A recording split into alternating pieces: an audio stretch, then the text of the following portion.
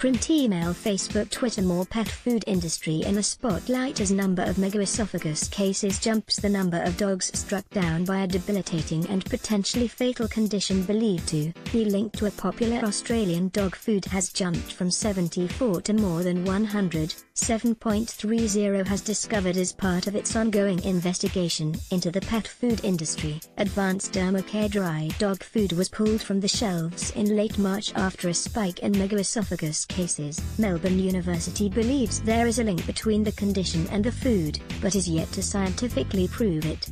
It says its investigation includes looking for known toxins in the food, but its work will take some time as some of the tests have never been done on pet food and require validating.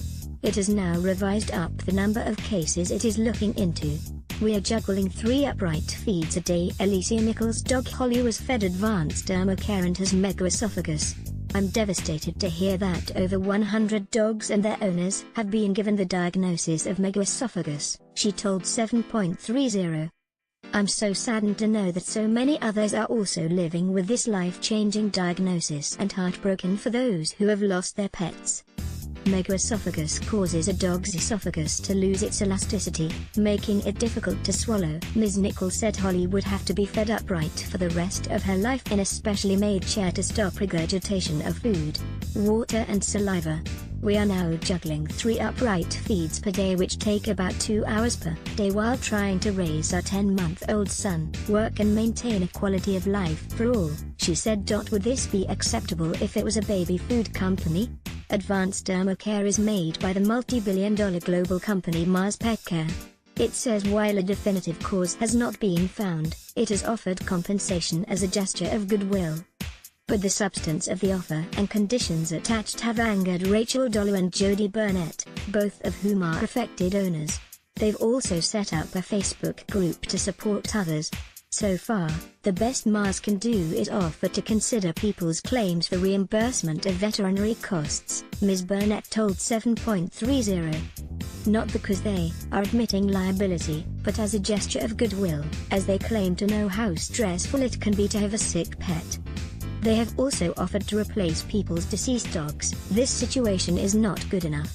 If this was a baby food company, and people's babies were sick and dying, would it be acceptable for the manufacturer to offer to pay medical costs at the company's discretion, and then suggest that people have another child to replace the one they just buried? Of course not." In a statement to 7.30, Mars Petcare said it was deeply saddened that a cluster of Australian dogs that consumed Advanced Dermocare dry dog food have been diagnosed with unexplained megaesophagus.